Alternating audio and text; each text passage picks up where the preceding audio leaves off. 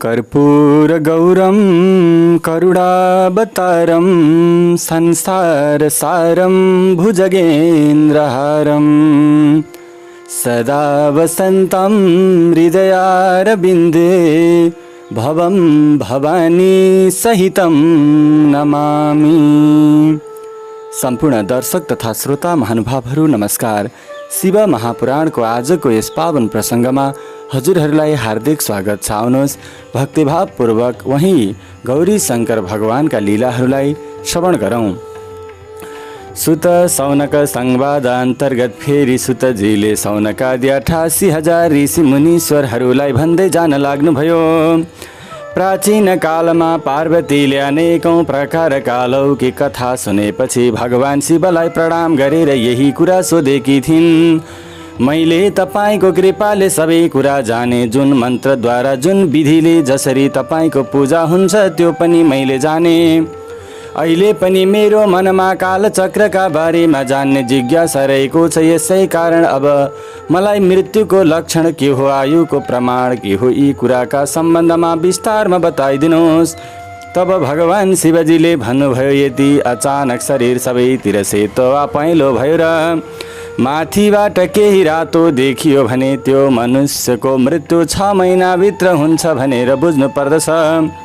यदि मुख कान आँखा जिब्रो चेष्टा रहित भयो भने 6 महिनाभित्र अब परलोक जाने बेला भयो भनेर बुझ्नु पर्दछ। जसले रुरु मृगको पछि लागेको शिकारीको आवाज चाँडै सुन्छ उसको पनि अब मृत्यु हुन्छ भनेर जान्नु पर्दछ।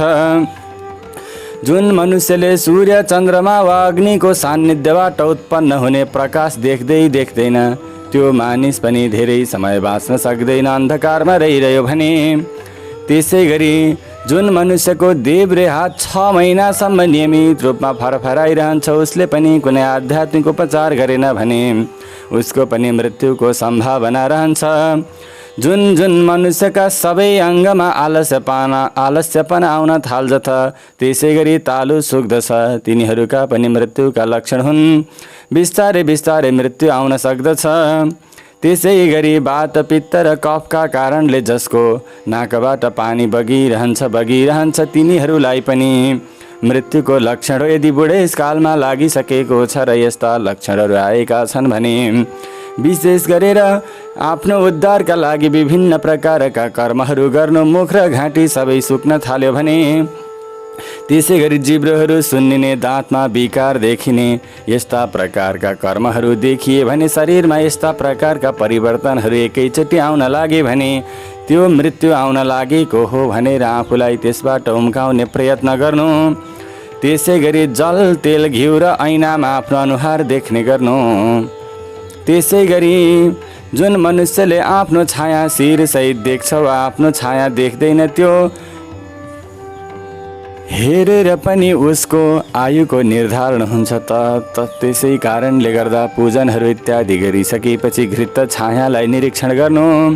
भगवान शिवजीले महत्त्वपूर्ण ज्ञानहरू बताउँदै जानुभयो। जुन मनुष्यले चन्द्रमण्डल र सूर्यमण्डल कान्तिविहीन र रातो देख्दछ उसको पनि तेज कम भएको छ भनेर बुझ्नु। त्यसै गरी अरुन्धती, महायान र चन्द्रमाहरूलाई आकाशमा नदेख्नु, ताराहरूलाई नदेख्नु पनि आफू कमजोर हुँदै जानुको लक्षण हो, त्यसतर्फ पनि ध्यान पुर्याउनु। त्यसै गरी जुन मनुष्यलाई ग्रहहरूलाई देखे पनि दिशाहरूको ज्ञान हुँदैन, त्यसै गरी उतथ्य नाम भएको तारा, ध्रुव तारा वा सूर्यमण्डल पनि देखिँदैन। रात्रिमा इन्द्रधनुष र दिनको मध्याहमा उल्कापात पनि देखिँदैन। त्यसै गरी गिद्ध र कागले घेरिएको छ भने पनि त्यो मानिसको मृत्यु नजिक आएको छ भनेर आफ्नो परलोकको उद्धारका लागि धेरै कर्महरू गर्नु। जुन मनुष्यले अनायास रूपमा सूर्य र चन्द्रमालाई राहुले ग्रस्त पारेको आफै देख्दछ र सबै दिशा फनफनी घुमेको अनुभूति गर्दछ त्यो मानिसको पनि मृत्यु नजिकमा छ भनेर धार्मिक कृत्यहरू गर्नु। सबैसँग आफ्ना शुभ भावहरू मात्रै व्यक्त गर्ने। यदि अनायास रूपमा नीला झिँगाहरूले आउँदै मनुष्यलाई दैनिक रूपमा घेरे भने पनि उक्त मानिसको मृत्युको लक्षण भएको कारणले गर्दा धर्म कर्मका कार्यहरू गर्नु। त्यसै गरी कुनै मनुष्यको शिरमा गिद्ध, काग वा परेवा बस्यो भने पनि तिनीहरूको मृत्यु नजिक भएको हुन सक्ने हुनाले शान्ति कर्म गर्नु अथवा विभिन्न प्रकारका धार्मिक कर्महरू गर्नु, यी माथिका जो प्रकारका अप्ठ्यारा समयहरू थिए, अप्ठ्यारा परिस्थितिहरू थिए, ती यदि आफ्नो जीवनमा आएको खण्डमा विधिपूर्वक ग्रह शान्ति गर्नु, विधिपूर्वक त्यो दोषको शान्ति गर्नु, पार्वतीले भन्नुभयो कालबाट आकाशको विनाश हुन्छ। त्यो भयानक काल धेरै डरलाग्दो छ, त्यो स्वर्गको पनि एक्लो अधिपति हो। तपाईँले त्यसलाई भस्म बनाइदिनु भएको थियो, तर उसले अनेकौं स्तोत्रद्वारा तपाईँको स्तुति गरेकाले, तपाईँ फेरि सन्तुष्ट हुनुभएकाले त्यो काल फेरि आफ्नो रूपमा फर्किएपछि तपाईँले उसलाई तिमी सबैतिर घुमे पनि तिमीलाई कसैले देख्ने छैन भन्ने वरदान दिनुभएको थियो। तपाईँको कृपा दृष्टि र वर पाएकाले त्यो काल धेरै प्रभावशाली भयो। यसैले त्यो काललाई नष्ट गर्ने कुनै साधन छ कि छैन? यदि छ भने मलाई त्यसका बारेमा बताइदिनुहोस्, किनकि तपाईँ योगीहरूको शिरोमणि र स्वतन्त्र परमात्मा हुनुहुन्छ। तपाईँले आफ्नो शरणमा परेकालाई उपकार गर्नुहुन्छ।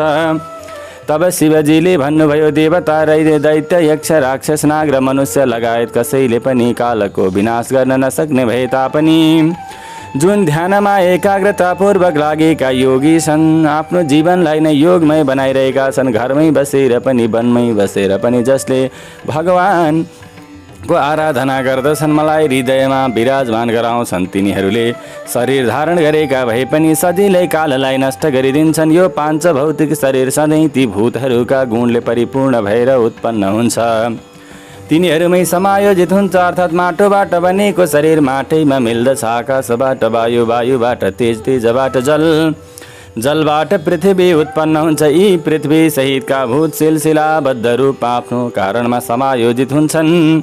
पृथ्वीका 5, जलका 4, तेजका 3 र वायुका 2वटा गुण हुन्छन् भने आकाशको एउटा मात्र गुण हुन्छ, त्यो शब्द हो। पृथ्वी लगायतमा जुन गुण छन् तिनीहरूलाई शब्द, स्पर्श, रूप, रस र गन्ध भनिन्छ। आफ्नो गुण परित्याग गरेपछि भूत नष्ट हुन्छ भने गुणलाई स्वीकार गर्दा फेरि उत्पन्न हुन्छ। यी 5वटा भूत यानि पृथ्वी, जल, तेज, वायु र आकाशको यथार्थ स्वरूप। यसै कारण काललाई पराजित गर्ने चाहना भएका योगीले प्रत्येक दिन आफ्नो कालमा तिनीहरूका अंशरूपी गुणहरूको चिन्तन गर्नुपर्दछ। योगका ज्ञाताले आनन्ददायक आसनमा बसेर प्राणायामका माध्यमद्वारा योगको अभ्यास गर्नुपर्दछ। रात्रिमा मनुष्यहरू सुतेपछि बत्ती निभाएर अन्धकारमा योग गर्नुपर्दछ। यसरी योगको अभ्यास गर्दा चोरी औँलाले दुवै कान बन्द गरेर 2 घडीसम्म थिचेर राख्नुपर्दछ। यस समयमा अग्निबाट विप्रेरित भएको शब्द सुनिन्छ। यसका कारणले साँझपछि खाएको अन्न एक क्षणैमा पच्दछ र सबै रोग र ज्वर लगायतका धेरै उपद्रवहरू तत्कालै नष्ट हुन्छन्। जुन साधकले प्रत्येक दिन यसरी 2 घडीसम्म शब्द ब्रह्मसँग साक्षात्कार गर्दछ, उसले मृत्यु र कामलाई पराजित गरेर जगतमा इच्छाअनुसार घुम्दै सबैको ज्ञाता र समभाव सम्पन्न भएर सबै प्रकारका सिद्धिहरूलाई प्राप्त गर्दछ। आकाशमा वर्षाले परिपूर्ण भएको बादल गर्जे जस्तै गरी त्यो शब्द ब्रह्म सुनेको योगी तत्कालै सांसारिक बन्धनबाट मुक्त हुन्छ। त्यसपछि योगीले प्रत्येक दिन चिन्तन गरेको त्यो शब्द सिलसिलाबद्ध रूपमा सानोभन्दा सानो हुँदै जान्छ। यसरी मैले तिमीलाई शब्द ब्रह्मको चिन्तन गर्ने सिलसिला बताइदिएँ। जसरी धान प्राप्त गर्ने अभिलाषा भएको मनुष्यले पराल छाडिदिन्छ, त्यसै गरी मुक्ति प्राप्त गर्ने इच्छा भएको योगीले सबै प्रकारका बन्धनहरूलाई पनि परित्याग गरिदिन्छ। यस प्रकारको शब्द ब्रह्म पाएर पनि अरू वस्तु प्राप्त गर्ने अभिलाषा राख्दछ। त्यसले मुक्काले आकाशलाई हिर्काएर भोक र तिर्खाको कामना गरेको ठहरछ। यो शब्द ब्रह्म नै सुखदायक, मुक्तिको कारक तत्व, बाहिर र भित्रको भेद रहित, अविनाशी तथा सबै प्रकारका उपाधि रहित परब्रह्म हो। यसका विषयमा ज्ञान प्राप्त गर्ने मनुष्य मुक्त हुन्छ। जुन मनुष्यले कालको पासोबाट मोहित भएर शब्द ब्रह्मलाई चिन्दैन, त्यो पापी र अविवेकी मनुष्य कालको पासोमा परिरहन्छ। मनुष्यले परब्रह्मलाई प्राप्त नगरेसम्म यानि कि मोक्षलाई प्राप्त नगरेसम्म यो संसारमा जन्म लिइरहन्छ तथा परम तत्त्वको ज्ञान भएपछि ऊ जन्म र मृत्युको बन्धनबाट यथार्थ रूपमा मुक्त हुन्छ। मनुष्यको साधनाको सबैभन्दा ठुला शत्रु निद्रा र आलस्य हुने, सही कारण मनुष्यले यी शत्रुलाई पराजित गरेर सजिलो आसनमा बसेर प्रत्येक दिन शब्द ब्रह्मको अभ्यास गर्नुपर्दछ। 100 वर्ष उमेर भएको वृद्ध मनुष्यले आजीवन यसको अभ्यास गर्यो भने उसको शरीर रूपी खाँबोले मृत्युलाई पराजित गरिदिन्छ। उसको प्राणवायुको शक्ति बढाउने आरोग्यता प्राप्त हुन्छ। वृद्ध मनुष्यमा पनि ब्रह्मको अभ्यासबाट लाभ हुने विश्वास रहेको छ भने युवा मनुष्यको साधना पूर्ण फलदायी नहुने कुरै भएन। यो शब्द ब्रह्म ओमकार मन्त्र बीज र अक्षर नभएर अनाहत नाद अर्थात् स्वतः स्फूर्त निस्कने शब्द हो। यसको उच्चारण नगरी चिन्तन हुन्छ। यो शब्द ब्रह्म ज्यादै कल्याणदायक भएकाले शुद्ध बुद्धि भएको मनुष्यले एकाग्रतापूर्वक यसको चिन्तन गर्दछन्। यसकारण शब्द 9 प्रकारका बताइएका छन्। म तिनीहरूका विषयमा बताउँछु। ती शब्दहरूलाई नाद सिद्धि भनिन्छ। यो जुन प्रसङ्ग रहेको छ यो प्रसङ्ग ज्ञानीहरूका लागि ज्ञान दिने, त्यसै गरी धार्मिकहरूका लागि यो ज्ञानमय प्रसङ्ग श्रवण गर्दैमा पनि मोक्ष पद दिलाउनेवाला छ। तसर्थ हे ऋषि मुनीश्वरहरू अत्यन्तै भक्तिभावपूर्वक श्रवण गर्नु। फेरि भगवानले भन्दै जानुभयो, ती शब्द सिलसिलाबद्ध रूपमा घोष कांक्ष श्रृङ्ग घण्टा बीडा लगायत बाँसुरी दमाह शङ्ख र मेघको गर्जना यी 9 प्रकारका शब्द परित्याग गरेर थुङ्कारको अभ्यास गर्नुपर्दछ। यसरी सधैँ ध्यान गर्ने योगी पाप र पुण्यमा आसक्त हुँदैन। यसरी योगको अभ्यास गरेर सुन्ने प्रयास गर्दा पनि जब योगीले ती शब्दहरू सुन्दैन र अभ्यास गर्दा गर्दा मृत्युको नजिकमा पुग्दछ, त्यस समयमा पनि उसले दिनरात अभ्यास गरिरहनु पर्दछ। यसो गरेपछि 7 दिनमा त्यो मृत्युलाई पराजित गर्ने शब्द ब्रह्म प्रकट हुन्छ। त्यो शब्द 9 प्रकारको हुन्छ। अब म त्यसका विषयमा यथार्थ रूपमा बताउँछु। यसरी प्रकट हुने सिलसिलामा सबैभन्दा पहिले घोषात्मक नाद प्रकट हुन्छ। त्यो उत्तम नादले सबै रोग नष्ट गरिदिएर मनलाई भस्म गरेर आफूतिर तानिदिन्छ। दोस्रो नाद काँस्य हो, जसले प्राणहरूको गति रोकिदिन्छ तथा त्यसले विष भूत र ग्रह लगायतलाई बन्धनमा पारिदिनेमा कुनै दुविधा छैन। तेस्रो नाद श्रृङ्ग हो, जुन अभिचारसँग सम्बन्धित छ, जसलाई शत्रुको उच्चाटन र मारणमा प्रयोग गर्नुपर्दछ। चौथो नाद घण्टा हो, जसको भगवान शिवले उच्चारण गर्नुहुन्छ। यो नादले सबै देवतालाई आकर्षित गर्छ भने पृथ्वी लोकका मनुष्यहरूको त कुरै भएन। यक्ष र गन्धर्वका कन्याहरूले त्यो नादबाट आकर्षित भएर योगीलाई उसको इच्छा अनुसार महासिद्धि दिन्छन् तथा उसका अन्य अभिलाषाहरू पनि परिपूर्ण गरिदिन्छन्। पाँचौं नाद बीडा हो, जुन योगीले सधैँ सुनिरहेका हुन्छन्। त्यो बीडा नादबाट टाढा हेर्ने शक्ति प्राप्त हुन्छ। बाँसुरी नादको ध्यान गर्ने योगीलाई सबै तत्त्व प्राप्त हुन्छन् भने दमाहाको चिन्तन गर्ने योगी वृद्धावस्था र मृत्युको डरबाट मुक्त हुन्छ। शङ्ख नादको ध्यान गर्ने योगीलाई आफ्नो इच्छा अनुसारको रूप धारण गर्ने शक्ति प्राप्त हुन्छ। मेघको जस्तो नादको चिन्तन गर्ने योगीले कहिल्यै सङ्कटको सामना गर्नु पर्दैन। जसले प्रत्येक दिन ज्यादै एकाग्रतापूर्वक तुङ्कारको ध्यान गर्दछ, त्यसका लागि केही पनि असाध्य छैन। ऊ सबैको ज्ञाता, सबैमा समान भाव राख्ने र इच्छा अनुसारको रूपधारी भएर सबैतिर घुम्दछ तथा कहिल्यै विकारहरूका वशमा पर्दैन। त्यो साक्षात् भगवान शिवको रूप भयो भनेर जान्नु। भगवान शिवजीले यसरी मैले तिमीलाई शब्द ब्रह्मको 9 स्वरूपका विषयमा यथार्थ रूपमा बताएँ भनिसकेपछि पार्वतीले भनिन्, अब मलाई योगीले योगको आकाश रूपी वायु पद प्राप्त गर्ने उपायका विषयमा बताइदिनुहोस्।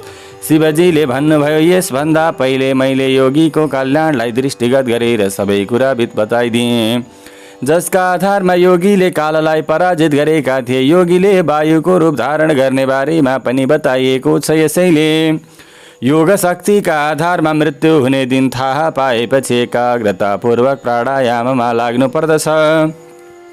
यसो गर्दा 15 दिनमा त्यो आएको काललाई पराजित गर्न सकिन्छ। आफ्नो हृदयमा रहेको प्राणवायुले सधैँ अग्निलाई प्रज्वलित बनाइरहन्छ। त्यसै कारण त्यसलाई अग्निको सहयोगी बताइएको छ। यो बाहिर र भित्र सबैतिर परिपूर्ण र ठुलो छ। ज्ञान विज्ञान उत्साह समेतको उत्पत्ति वायुबाटै हुन्छ। यसै कारण जसले वायुलाई पराजित गर्दछ उसले समग्र जगतमा विजय प्राप्त गर्दछ। यसै कारण योगको साधकले वृद्धावस्था र मृत्युलाई पराजित गर्ने अभिप्रायले सधैँ दृढ निश्चय हुनुपर्छ, किनकि योगमा एकाग्र भएर लागेको योगीले दृढ निश्चय हुँदै ध्यानमा तत्परतापूर्वक लागेको हुन्छ।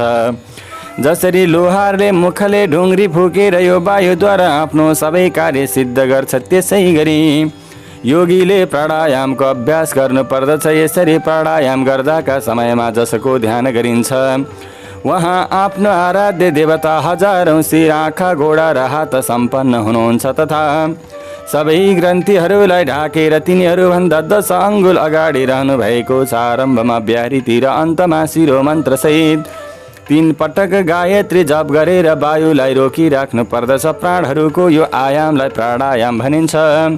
चन्द्रमा र सूर्य लगायतका ग्रह जहाँ पुगेर फर्किन्छन्, तर प्राणायामका आधारमा ध्यानमा एकाग्र भएका योगी गएपछि आजसम्म फर्किएका छैनन्। जुन ब्राह्मणले, जुन मनुष्यले 100 वर्ष तपस्या गरेर कुशको टुप्पोले 1 थोपा पानी पिउँदा उसले जुन फल पाउँछ, त्यही फल योगीहरूलाई एउटा प्राणायामबाट प्राप्त हुन्छ। जुन ब्राह्मणले बिहानको उषाकालीन समयमा उठेर 1 पटक प्राणायाम गर्छ, जुन मनुष्यले उषाकालको समयमा उठेर 1 पटक प्रणाम गर्दछ, त्यो आफ्ना सबै पाप तत्कालै पखालेर ब्रह्मलोकमा जान्छ। जसले आलस्य रहित भएर एकान्तमा बसेर नियमित प्राणायाम गर्छ, त्यो वृद्धावस्था र मृत्युलाई पराजित गरेर वायु जस्तै गतिशील हुँदै आकाशमा घुम्दछ। त्यसले सिद्धहरूको स्वरूप, कान्ति, स्मरण शक्ति, पराक्रम र तेज प्राप्त गर्दछ। उसको गति वायुको जस्तै हुन्छ तथा उसलाई परम सुख प्राप्त हुन्छ।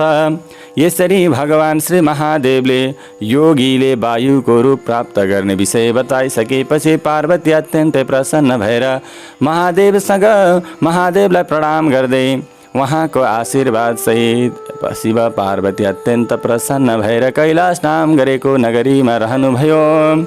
ओम तब तत्त्वं न जानामि कीदृशोऽसि महेश्वर, यादृशोऽसि महादेव तादृशाय नमो नमः। हवस् त दर्शक महानुभावहरू, यससँगै शिव महापुराणको आजको प्रसङ्गलाई हामी यहीँ विश्राम गर्न गइराखेका छौँ। भोलिका दिनमा शिव महापुराणका अन्य प्रसङ्गहरू लिएर उपस्थित हुने नै छौँ। गौरीशङ्कर भगवानको परम कृपा हजुर तथा हजुरका परिवारमा सदा सर्वदा रहिरहोस्। नमस्कार। ओम सर्वे भवन्तु सुखिनः, सर्वे सन्तु निरामया, सर्वे भद्राणि पश्यन्तु, मा कश्चित् दुःखभाग् भवेत्। ओम नमः शिवाय। हर हर महादेव शम्भो।